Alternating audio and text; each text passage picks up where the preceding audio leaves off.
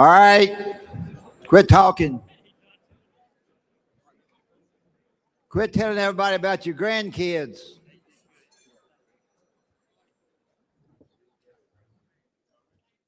Thank you. Everybody here? On behalf of Jimmy, Great Southern, I want to thank you and welcome you to another banquet that we've had for 75 years. And I appreciate so much all of you attending. I know he does. He does a lot of great good. He and the company to send kids to school that can't afford to go. Cliff will go over that, I guess. He knows more about it than I do.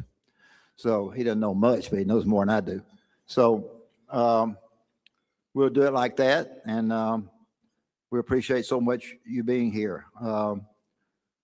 We've got a lot of former athletes here. We've got up here, and we've got a lot of current coaches. And we've got some current coaches, if they don't start winning, would be former coaches. So a couple of them, friends of mine. They were friends of mine. I'm sorry that Sonny can't be here. The bad part about it is I can't make fun of Sonny's better. Sonny had a sickness, a fall, but I can't criticize him, and so it ruins the show. Plus, you don't get to hear Sonny's corny jokes. He'll tell two or three. He tells the same joke every time we have it. But anyway, Sonny's better. The show is not as good without Sonny, but he's getting along a lot better, and thankful for that. He and I had a radio show together. Sonny and Wimp and Sonny. One thinks he's smart, and the other one thinks he's funny. I was a little of both. No, I really wasn't. But anyway, we're going to ask Rat Riley, who comes up to give the invocation, say the blessing. Rat was a field goal kicker at Auburn. He says he was really good, but they didn't have goalposts. So we really don't know whether it was or not. And really, the only reason that Rat does this is so he get a free meal. Where are you, Rat? Get up here, Rat. Rat's going to bless the food. Go up here, Frank. Thank you, Coach. Thank you, Coach. Good evening. Great to be here and see everybody, and so thankful for another year, and gets bigger every year and better. Just one or two comments about these young folks, the recipients. What a pleasure it is to review their applications. And I've never seen so many of the young people talk about the things they did this time. And very quickly, one of the questions that they wrote about on the essay was, if you had a backpack, you could only take a backpack, you're going to a country you've never been, you can put three things in it. What would be the three things you'd put in the backpack? Most all of the applications talked about the family, about the country, about the school, and over 60% said they would put a Bible in. That would be one of their three things. Coach K this afternoon talked with the young folks about character, and I was so excited to hear that. I can't wait to hear him tonight. So the character stands out. So we're here to celebrate these young folks, their families, but everybody here. And much gratitude to Jimmy, to his family, to the foundation board, to all the people involved, but especially to you who make all of this possible. So this is kind of a celebration of love, which is the highest gift we can give. To love somebody enough to help get an education and to share with them the important things of life, spiritually and mentally, as well as physically. So thank you for being here. Thank you for letting me be here, Jimmy. Thank you. So let's pray. Father, in the name of the Lord Jesus, we come to you. We thank you. We praise you for your goodness, your greatness, your wonderful works to us. Thank you, Lord, for the gift of generosity that you have given all these folks here tonight, going back 26 years to small beginnings, but big impact. Thank you for the growth. Thank you for what this means to all of us and for what it'll mean in the future. So we celebrate that possibility and the future. We thank you, Lord, for this food. We pray that you will bless it and make it to be good for us, to strengthen us, to heal us, to prosper us, that we might be a greater blessing to you. And we thank you in the name of the Lord Christ. Amen.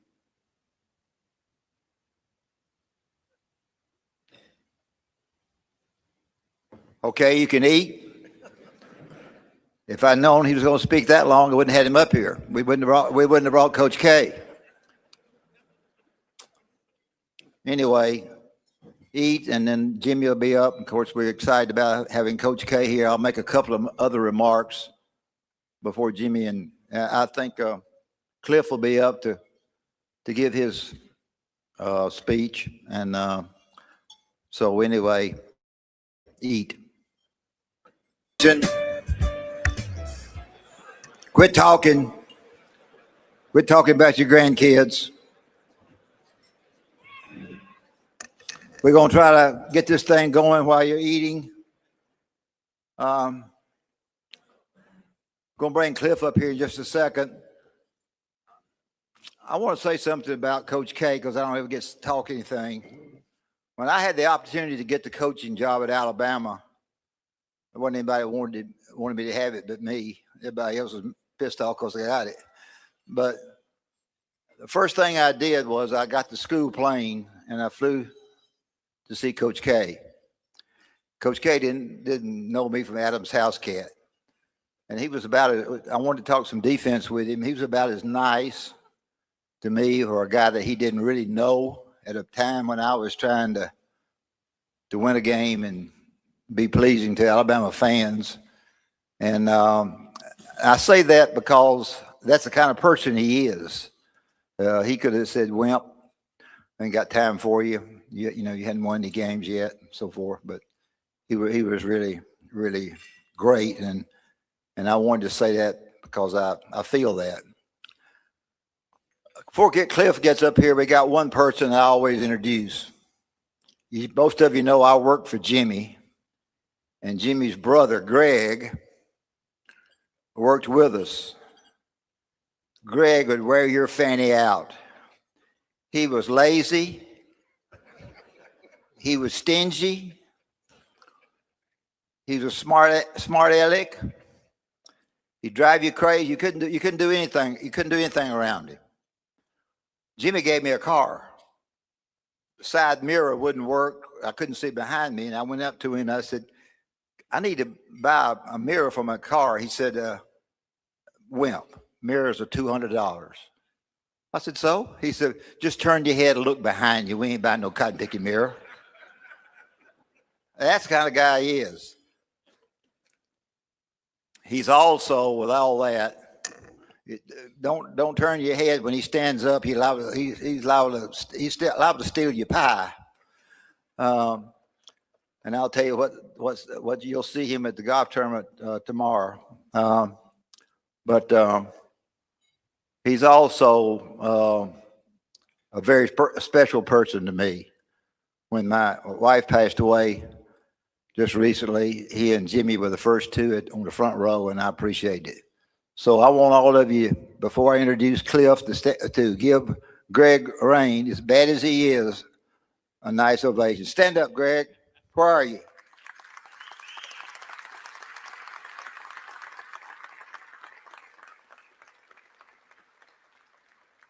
Cliff's going to introduce all the dignitaries and all the big shots that we have. Cliff's does a great job with Great Southern and was a terrific basketball coach. If you need to know something about NIL, he knew about it years ago.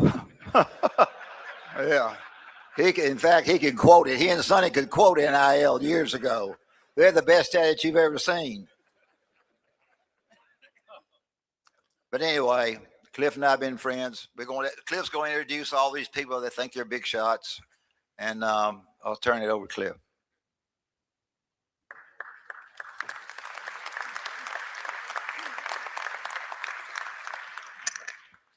Thank you so much. I want you to look out tonight and just think about what's happening here. 26 years ago, we're in a small room. We gave out one scholarship, and I want you to look at tonight. And I want to thank all the people that have come, and I know Jimmy's going to do the same, and I'm not going to steal his thunder, but all these people back here come every year. We have raised over $2.5 million this year for the vision that Jimmy had, and he's been our leader, and we're just excited for what's going on here. Couldn't have a better person to come speak to us tonight than Mike. Bobby and I were back in the ACC days, the grand times of what we call college basketball in the Atlantic Coast Conference, and we were all very close. We were like a trio, and you're in for a treat. And Mike, I really appreciate you coming and spending time. And he spent time with the scholarship recipients today. This is the first time that any person has come and spoken to those kids that are getting scholarships. Before I get to introducing those people, there are a lot of dignitaries here. Can't name you all, but thank you all, the senators, the legislators, the college presidents, athletic directors. Thank you for coming and being a part of this. We have some scholarship recipients that are in attendance tonight. I do want you to stand up and be recognized. Matthew Murphy was our first scholarship recipient back in 2000. Matthew, if you would stand up, and when I call your name, please do. Haley Northey, she's here. She runs this event. Now we've got a lot of pieces, but she puts this thing together. Scholarship recipient. Chris Pensinger, Kayla Dyson, Kate Griffin, Conley Benefield, Alexis Davis, and Bryson Davis. Let's give them a big hand.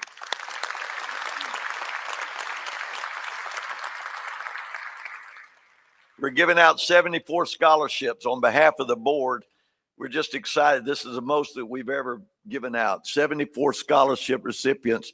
And I want you all to stand. Most of them are here tonight. Stand, and these are going to be your recipients for this coming year. Stand, and let's give them applause.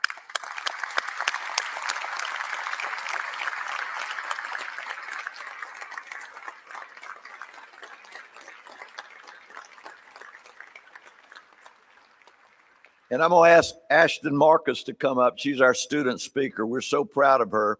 She's a nursing student at the University of Kentucky, pursuing a degree in nursing with an upcoming graduation date of December 2026.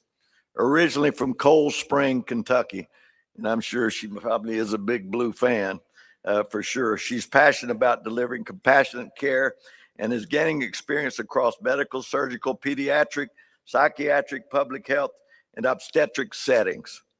Ashtyn aspires to become an ICU nurse and eventually a CRNA with a strong interest in critical care. She serves as a board member for All for Ava Grace, a scholarship fund created in memory of her younger sister. Now I want you to think about what this young person is doing. She's already raised $100,000 to support high school seniors. She is a committed person. She is one of these scholarship recipients that we're so proud of because she's committed to using her training and her personal experience to make meaningful impact on patients, families, and their community. Let's welcome Ashtyn Markus. There you go.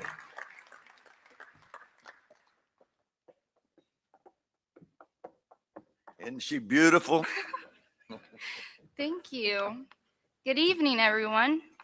I'm truly honored to be here tonight as this year's alumni and student speaker. When I first received the Jimmy Rane Foundation scholarship, I knew it was going to help me pay for school, but I do not think I fully understood then just how much it would help carry me through school. When I started college at the University of Kentucky, I was 18 years old, away from home for the first time, and trying to figure out who I was supposed to be. Like many freshmen, I thought my biggest problems would be finding my classes and pretending I knew where I was going when I absolutely did not. But very early in my college experience, life changed in a way I never expected. I lost my best friend, my younger sister, Ava Grace. And when you lose someone that close to you, everything feels different. Your life does not just keep moving in the same direction. It changes shape. The things you used to worry about do not always feel as big anymore, and the things you used to take for granted suddenly feel sacred. I learned that a normal day is not just a normal day. A normal day is someone's dream. Waking up, going to class, calling your family, laughing with your friends, stressing about an exam. Those are not things that everyone gets to keep doing. There are people who are not here anymore who would give anything to have one more ordinary day. So now I try to live with that in mind. I try to wake up grateful, and when I feel tired or overwhelmed, I remind myself that I'm not just going to school for me anymore. I'm doing it for people who cannot. I'm doing it for Ava. Losing Ava changed my life, but it also gave my family and me a purpose we never expected to carry. In her honor, we created the All for Ava Grace Scholarship, a scholarship fund dedicated to helping high school seniors pursue their own dreams. Through that fund, we have helped raise over $100,000. And while that number is something I'm incredibly proud of, what means the most is knowing that Ava's name continues to be connected to something good. Her life continues to open doors for other students. So when I stand here tonight as a Jimmy Rane Foundation scholar, I understand deeply what a scholarship can mean. It is not just financial support, it is stability during a season of change. It is one less thing a student has to carry, and sometimes that one less thing is what gives them enough room to keep going. The Jimmy Rane Foundation Scholarship allowed me to attend the University of Kentucky, but even more than that, it gave me breathing room. It gave me the ability to focus on nursing school, for which, if anyone does not know, is not exactly a part-time commitment. At the beginning of nursing school, we were told that if we had a job, it had to be less than 10 hours a week because nursing school is your job. And they were right. Between 12-hour unpaid clinicals, shadowing, simulations, labs, lectures, studying, care plans, and trying to remember every side effect of every medication ever created, nursing school quickly becomes your schedule, your hobby, and occasionally your entire personality. This scholarship helped relieve that pressure. It allowed me to focus on my education without constantly worrying about how I was going to balance everything financially. But just as importantly, it allowed me to build a life at UK during a time when I desperately needed support. After losing Ava, I was not just a college student trying to pass exams. I was an 18-year-old girl away from home for the first time, grieving, overwhelmed, and trying to find people who could help hold me up. It allowed me to join a sorority, get involved in clubs, and find the friends who became my family. Those people became my pillars. They showed up for me on days when I did not know how to show up for myself. I truly did not think I would be standing here today without that support system. That is what makes this scholarship so powerful.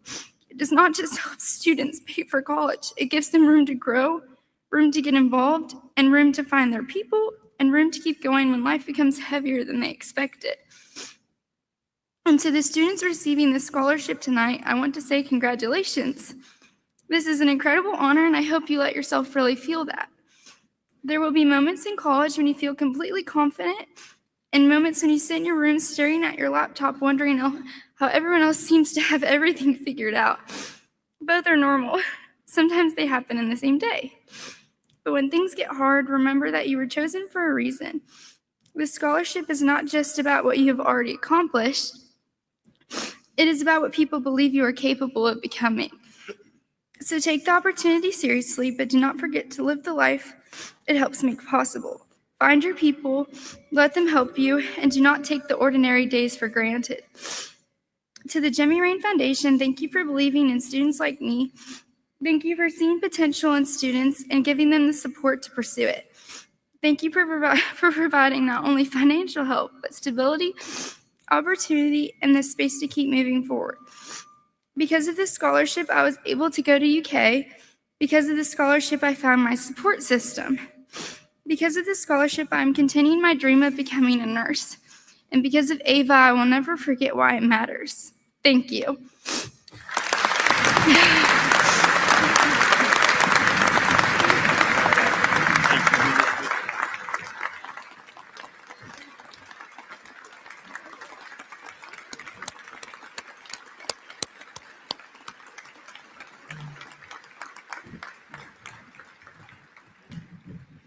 Now that's what it's all about.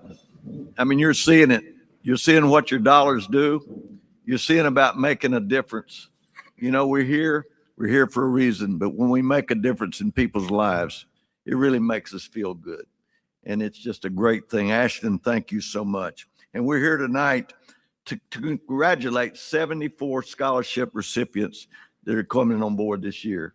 Over 175 different colleges and universities have been represented. But I'd be remiss if we didn't take a moment to congratulate the guy that's been the foundation's namesake, Jimmy Rane. Just lately, he's received some extraordinary recognitions. Just this spring at Stanford University, he received an honorary doctorate of commerce from Stanford University's Brock School of Business. That's a great honor. Secondly, he will be receiving the Ellis Island Medal of Honor. That's named after my, no, just kidding. This honor is an amazing, prestigious award with recipients entering the congressional record each year. It recognizes Americans whose selfless contributions strengthen our country and its people. And this recognition is made even more special during Jimmy's time of service on the America 250 Commission. What a great honor, Jimmy. Great honor. Third, on June 6th, he will be given the Lifetime Achievement Award in a ceremony, June 6th at Auburn. Carol and I are going to be there. It is a wonderful achievement, but this man has done so much. And without his vision and without his leadership, this would not be happening. I've known this man for 30-something years. He's a man that loves. He's a man that loves his God. He loves his country. He loves his fellow man. He cares. He cares about his God, his country, his family, his fellow man, and he serves. You know, when you got those three things and you can love, care, and serve, he serves his God, he serves his country, he serves his fellow man. He's serving right here today. He's serving these students. So without further ado, let's congratulate and give honor to the namesake of what we're here for, Jimmy Rane.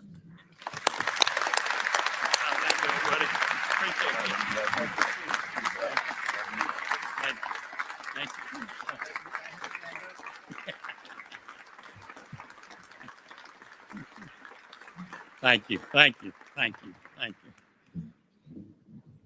Thank you very much. Angela, honey, did you hear that? Just want to make sure you heard that. What an honor it is to be here again tonight, and what a pleasure it is to be back with all of you. I just want to take a moment to thank so many people on the 26 years that we've had together and what we've created together. There's so many people to thank. Certainly my family, my wife, my children, my grandchildren, my brother. All my family has supported this effort for 26 years, and I can't thank them enough. I can't thank Cliff and Wimp and Larry, the board of directors, but all of these celebrities, they're like family to me. There's so many of them that have been here 26 years, every year, giving of their time. I've said many times we ought to call this the Coaches and Players Foundation, because without them, we would never have been able to be successful. And I can't ever thank you all enough how much I appreciate you and love you for what you've done. And you saw tonight with the students, like you have so many times, what this is all about.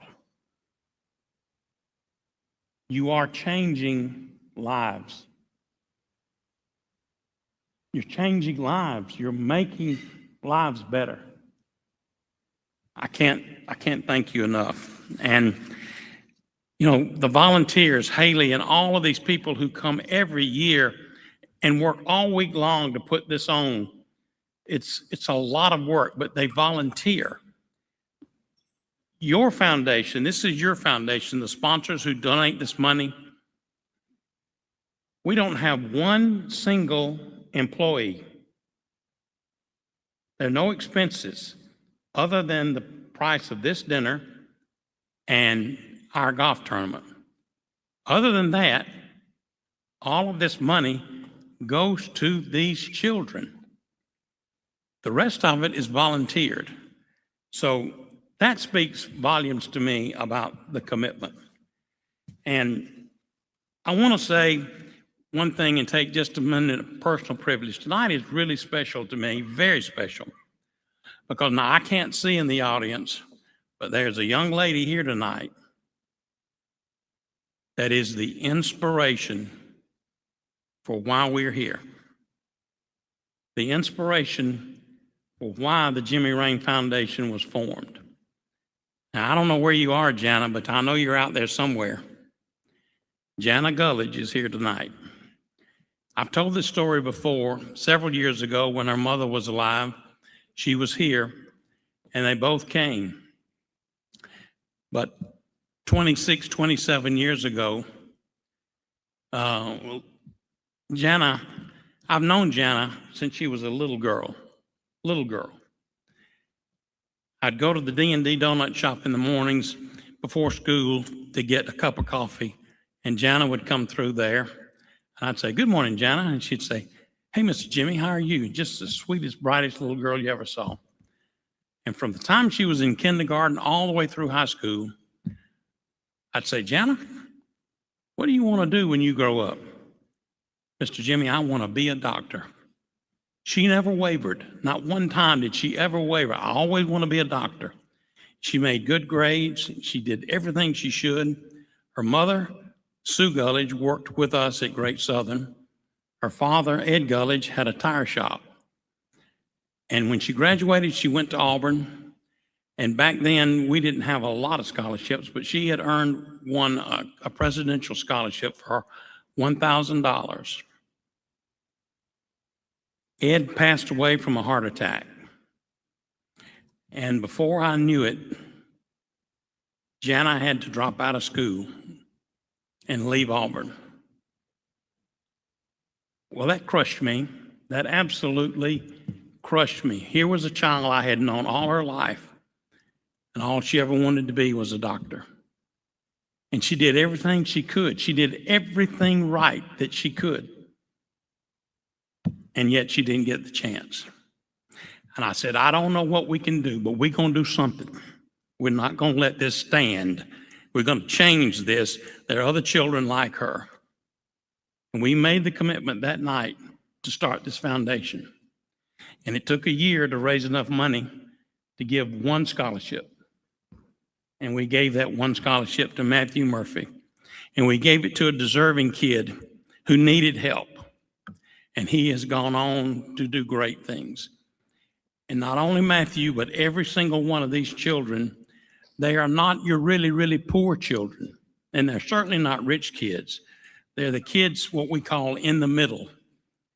You go to any college campus, and you'll find children waiting tables, working in stores, trying to make their way through school. All of them have a story. Maybe their father died. Maybe their mother died. Maybe they had more children, more friends, siblings than they could afford. But they're trying to make it. Kids in the middle. That's who we're trying to help.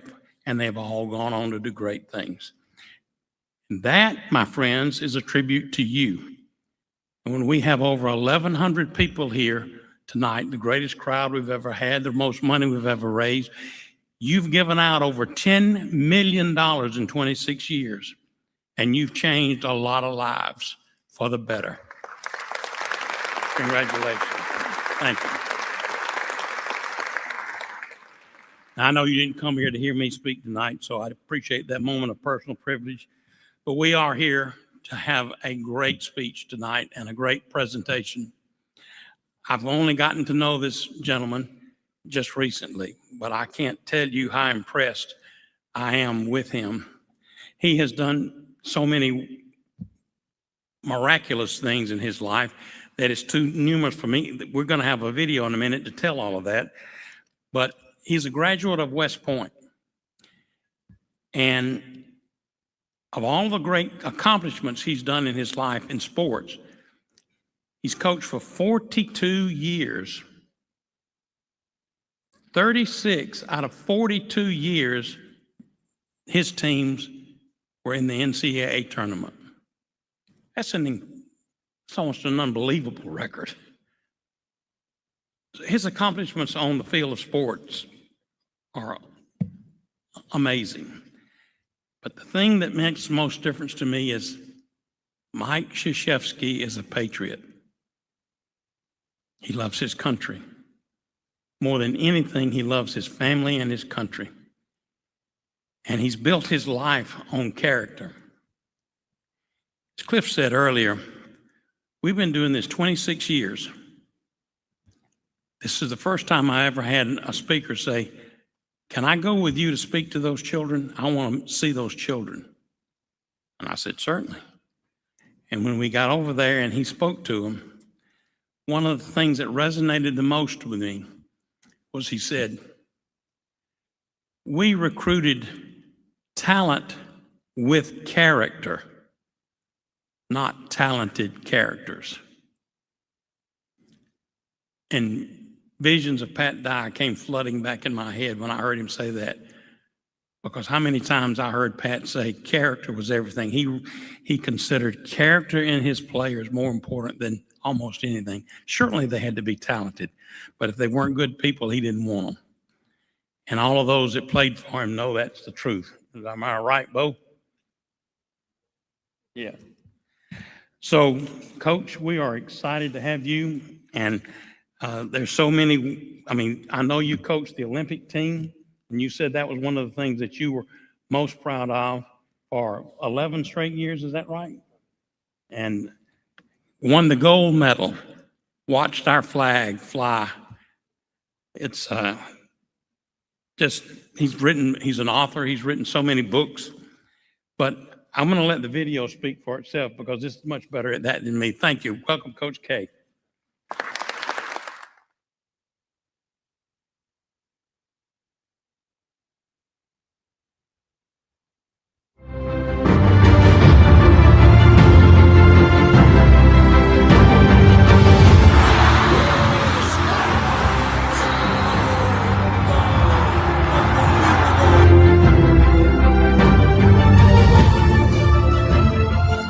There's the pass to Leitner.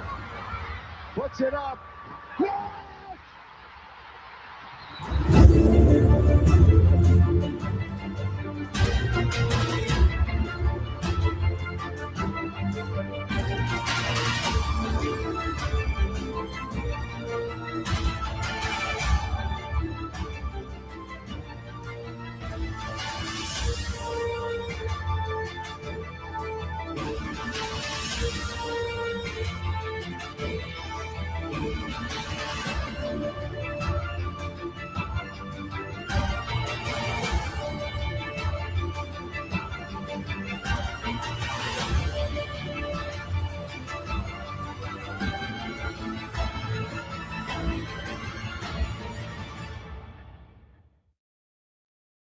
Okay, let's go.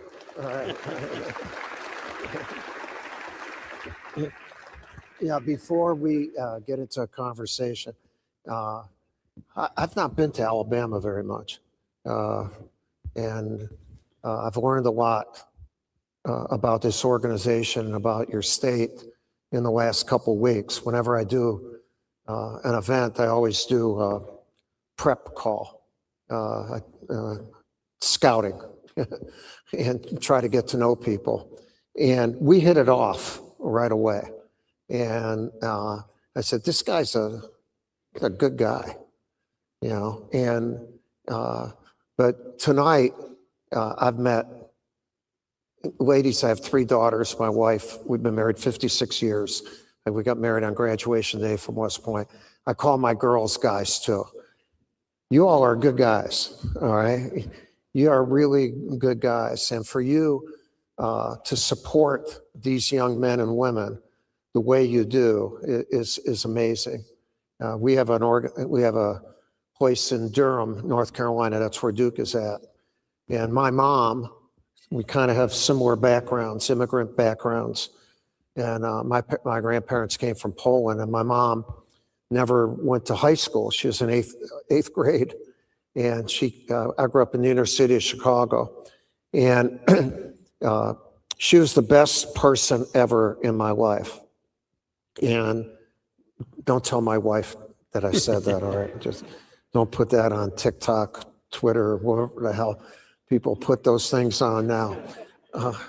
We're lucky we're not coaching right now. We'd be annihilated with the way we used to talk. And but my mom was really committed to me, and that's what I feel from all of you. It's like you need somebody to believe in you. To me, the four most powerful words in the world are, I believe in you.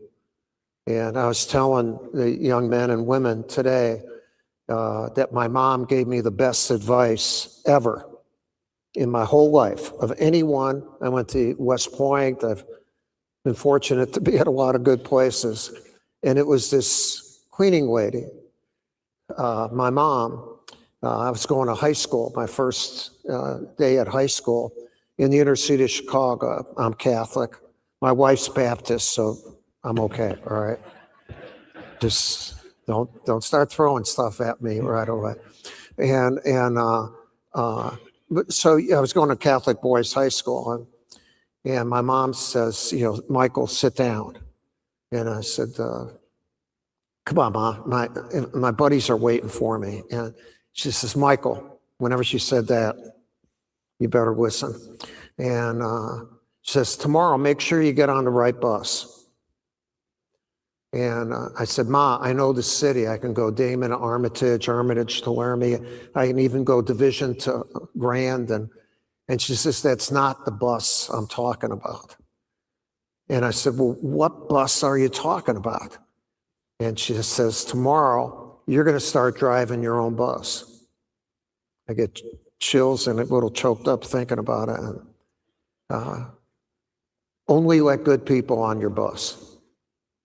And you're going to be asked to go on other people's buses. Only go on buses of good people. And then to cap it off, she says, those buses will take you to places that you could never go alone.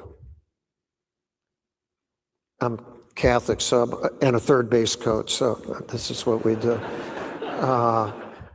The best advice. So for my whole life, I was on West Point's bus. I served in the Army as a captain in the field artillery for 5 years. And then my wife and I, we drive this Krzyzewski family bus. And then I went back to West Point to coach. And then I went to Duke. And then I got on USA's bus.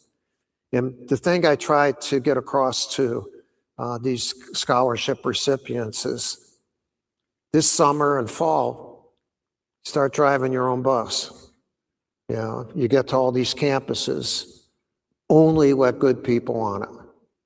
And I'll tell you what, you win with good people. And good people make good people better. And today, we have 1,100 of you together, and look what the heck's happening.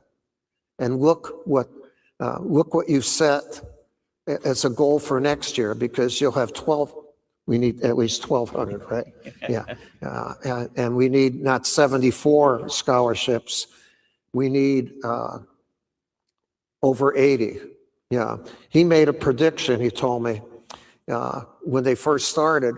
Jimmy said, "Man, I'd love to be around if we ever got 1,000." Well, we're at 830, man. Yeah. So, and how do you feel? You all right? Yeah. All right. Hanging in there. Take good care of them. All right. I think we can do it in a couple years. A thing that I would like to just say to all of you, I still work at Duke. I was able to finagle a lifetime contract. You guys didn't do it, did you? How about you? Oh, your son's got the job. That's so. No, it's good. It's good, but I work for the NBA, National Basketball Association. I'm a special advisor to Adam Silver, so I'm at all their meetings, and I speak a lot, but I'm also a professor of leadership at our Fuqua School of Business. I've been with Fuqua, we have a great business school, for over 25 years. And if you, would you be okay if I talk to you a little bit about leadership? Would that be all right? And this is what I want young men and women to hear. The best profession in the world is being a leader, because every part of our society needs leadership. It needs good leadership. So all of you, as Jimmy Rane scholars and scholarship recipients, don't just go to school at these schools and get your degree. Become a leader. You know, why don't you become a leader? And when you find out what your why is, I've always known my why. I wanted to be a coach since I was 16. The people who know their why, they do how and what better. Yeah, they do how and what better.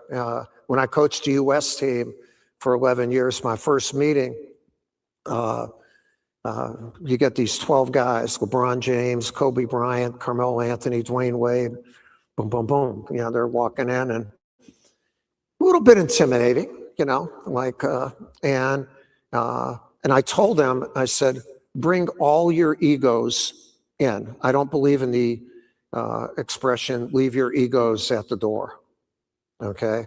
Why would I want you to be less of who you are? But I told them, put all your egos under one eagle umbrella, USA. If we do that, I get chills thinking about this, we'll rule the world. And we did. You know, we won from 2008 to 2016, 77 straight games, 3 Olympics, 2 world championships. But at that night, I said, I want you to hear and I want you to see, just like the young women, men and women. You go to school, you know, hear and see, that's cool. You don't own it unless you feel it. You got to have something that hits you right in the heart. Why are you doing this? Not just how and what you're doing. Why are you doing it? So with the U.S. team, I told them, you're not playing for the United States.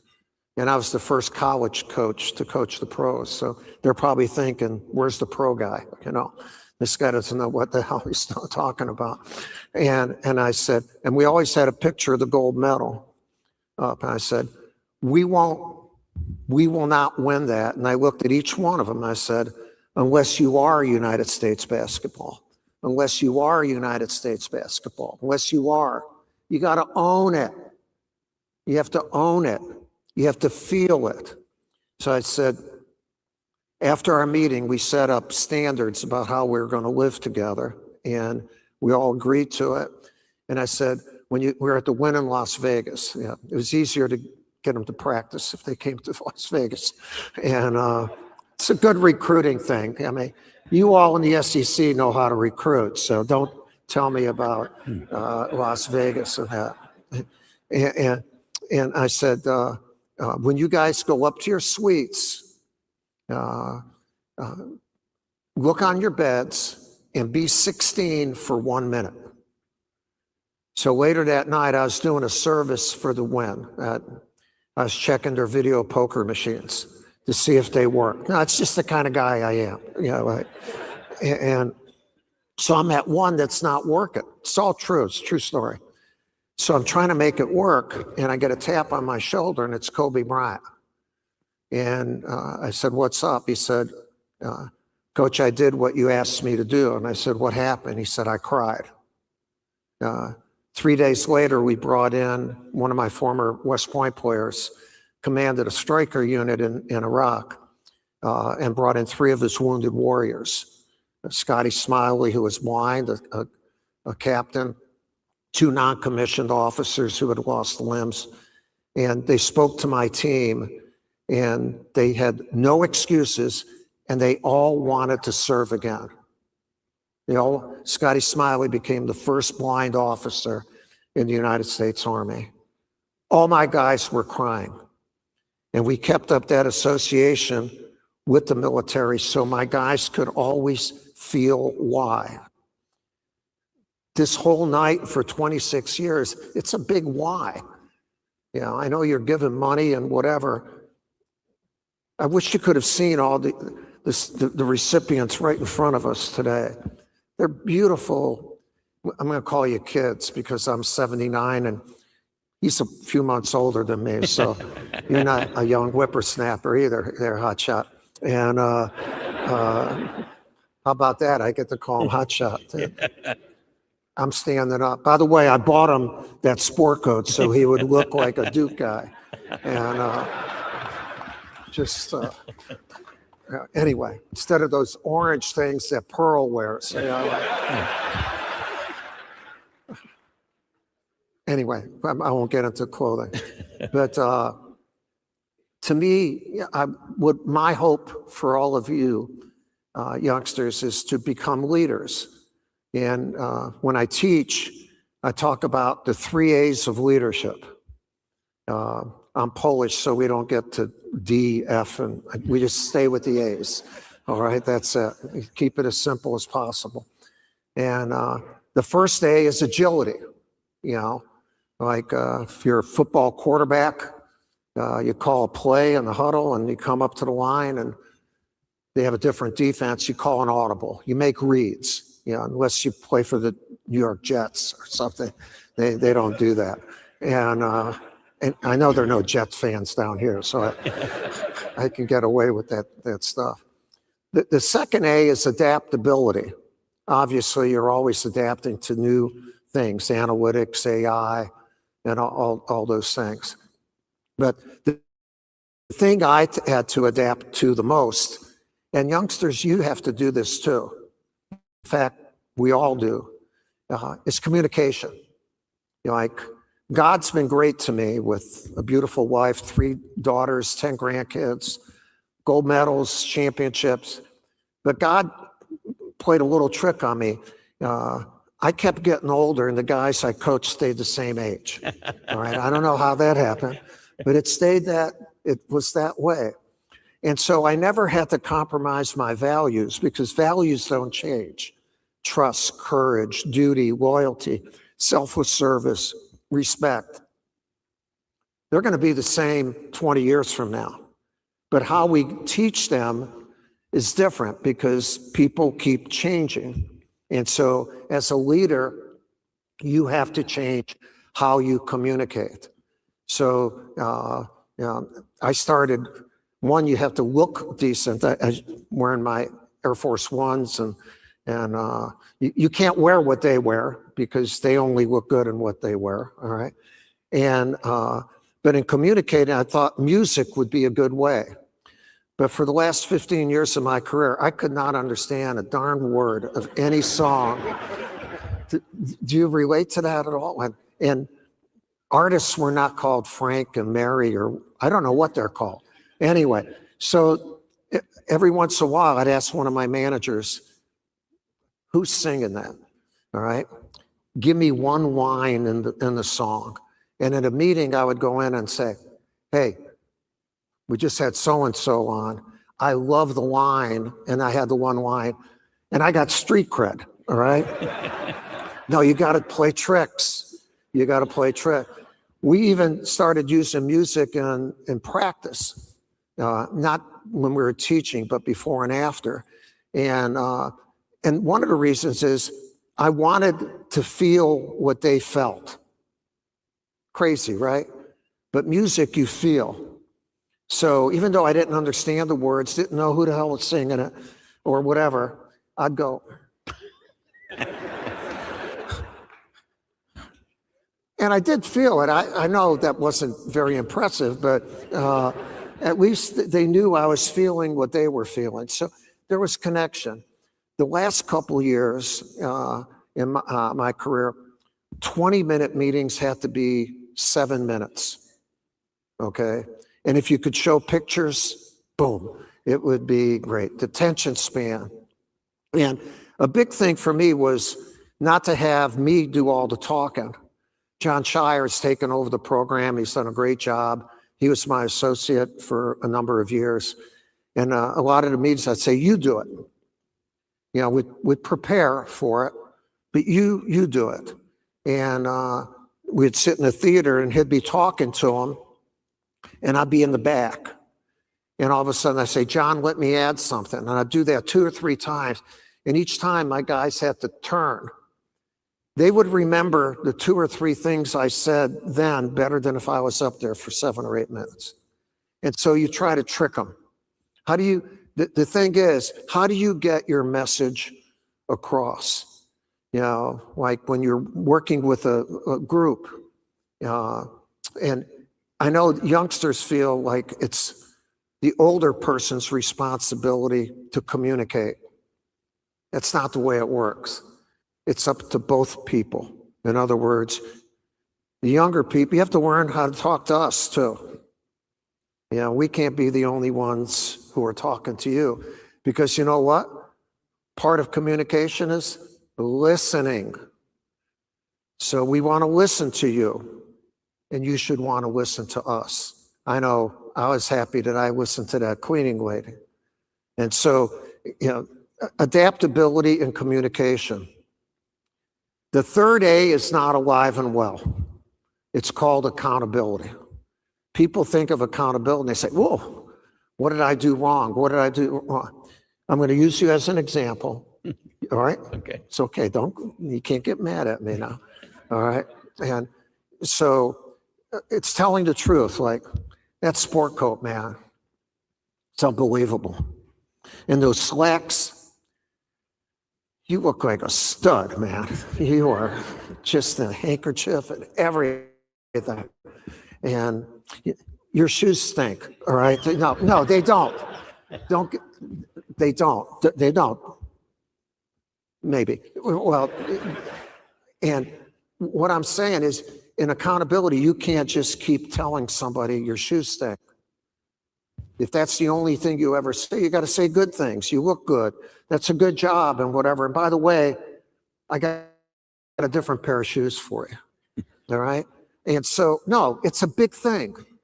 It's a big thing. And these are little things. And you know what they cost? Nothing. They cost you what you being good to one another. You being honest to one another, okay? And so the toughest accountability I've ever had was in the Beijing Olympics in 2008. Actually, I'm wearing our Olympic ring I wore it tonight just because I thought I might tell the story. And it gets me in a moment, all right? And we have a great team. We're playing Australia in Shanghai in our last exhibition game. And Kobe Bryant was our best player. He was the best player in the world at that time. And we had 12 alpha dogs, but he was alpha. He was really unbelievable. And in that game, he started taking Laker shots, or not US shots. They were bad shots. And one of our things was, we're going to take good shots. So at a free throw, LeBron James walks in front of me. And he doesn't have to say anything. You know, he looks at me like, what are you going to do? And I said, don't do anything. Do not do anything. I'll take care of this. And a lot of times with big egos, they look at you 2 or 3 more times. I said, do not do anything. Trust me. So I couldn't do anything during the game. You could tell we were starting to disintegrate, okay? That night, my staff and I stayed up all night, literally all night, because I was going to have to hold the best player in the world accountable. The next morning comes, okay? I see Kobe. I said, I need to meet with you. He said, of course. We go into the team room. I said, and we had him on tape. I said, yesterday you took really bad shots, man. If you take those shots, we won't win the gold, silver, or bronze. We won't have a team. And then I showed him the shots, okay? And pretend you're Kobe now, even Even with the bad shoes. even with the bad shoes. Okay. All right. I'm going to send them some damn shoes, just so you know. I still have a Nike contract, so I'll send you some. So I show them the tape, and there's that moment where you have to look that person in the eye and say, you can't take it. Now, he's beautiful. Like he and Michael Jordan, the two of the guys I coached, when they looked at you, that was it. You're dead. They got you. Like they're that good looking and powerful. So I'm scared, and I look at him and I said, you understand you cannot take those shots. Now, World War III or what's going to happen? And he looks at me and he says, okay. And my heart dropped. I didn't say anything, but I'm thinking, I stayed up all night for okay. So I'm like, LeBron, you sure? He says, Coach, I won't take those shots. Fast forward 3.5 weeks later, we're in the toughest game I've ever coached in my whole career.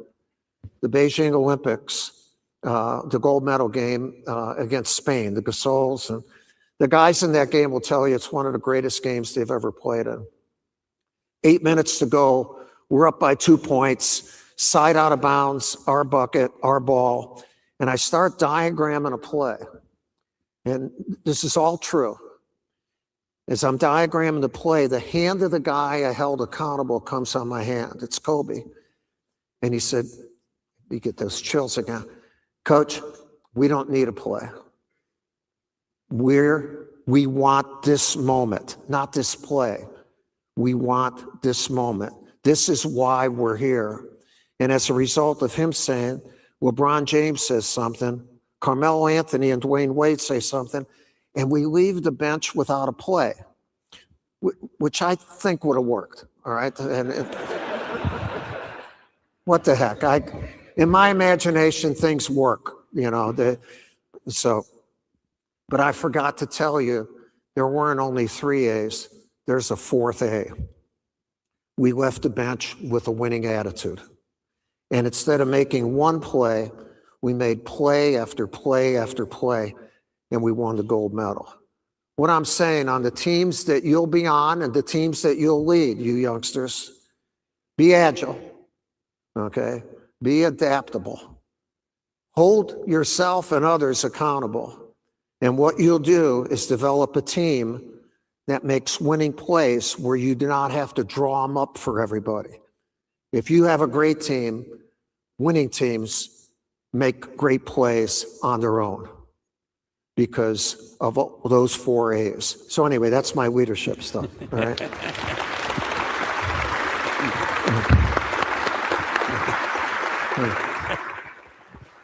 That's great.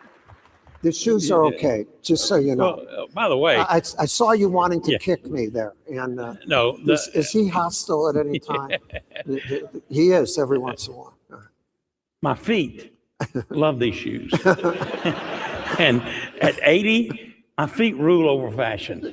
No, they are good. They're like walking on clouds, and I wear them even to church on Sunday. So, but you know, you've done so many wonderful things, and you gave us such a tremendous speech and background. I know that coming from the humble beginnings in the inner city of Chicago, can you tell us something about your early life lessons that have carried you throughout your coaching career?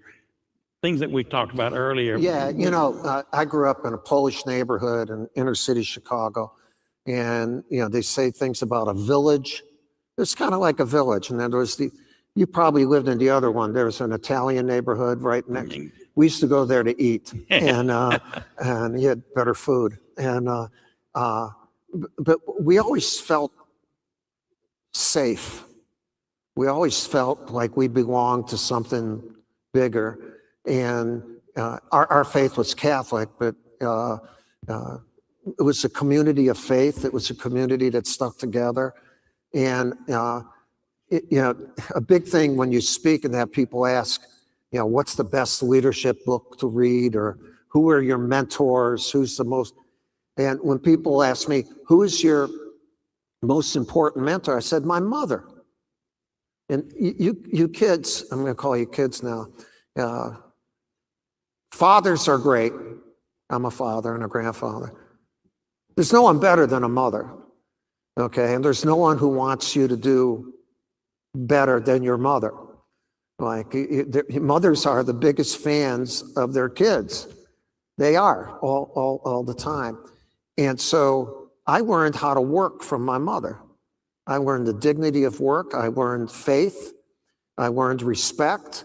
You talk about the values. If you don't start getting that stuff early, you may never get it. You may never get it. And so I got that, and I got it reinforced. I had an older brother, Bill, who passed over a decade ago. He was the good-looking one, all right? He was 4.5 years older. By the way, older brothers are better looking, just so you know. And that's what he told me to say during this. But my brother was a stud. He never went to college, but he became a Chicago fireman, a fire captain.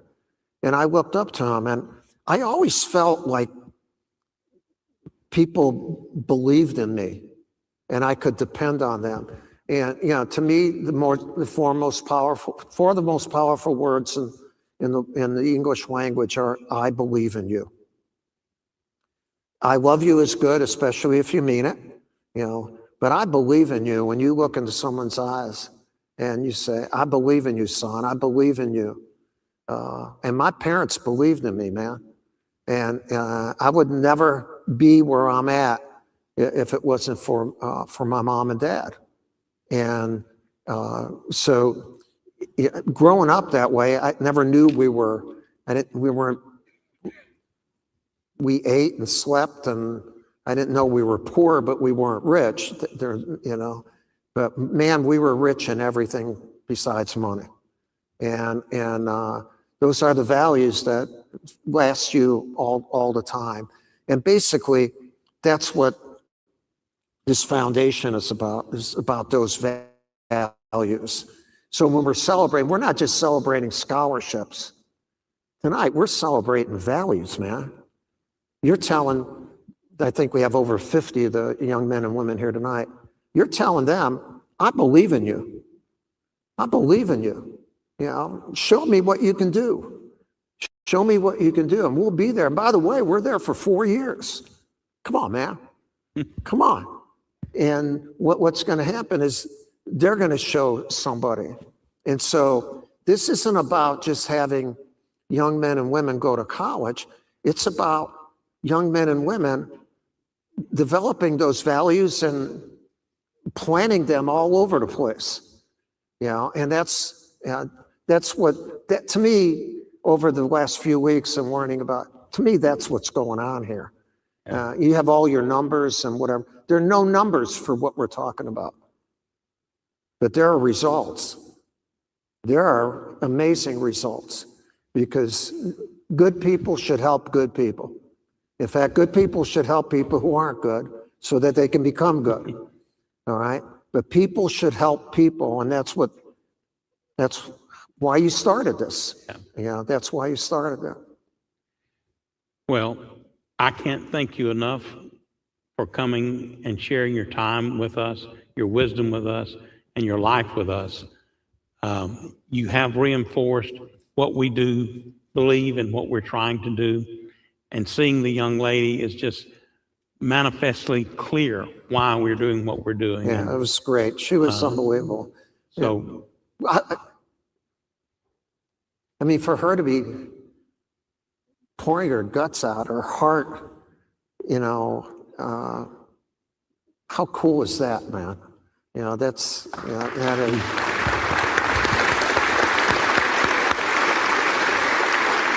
And for her to trust you to do that shows what your community does. You know, for her to trust you, trust is a big thing.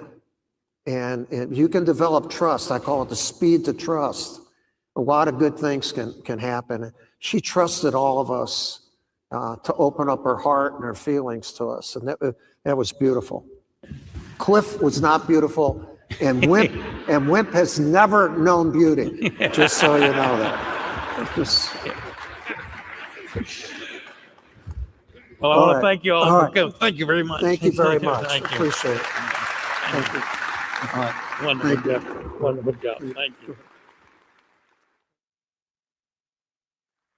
You want to say anything?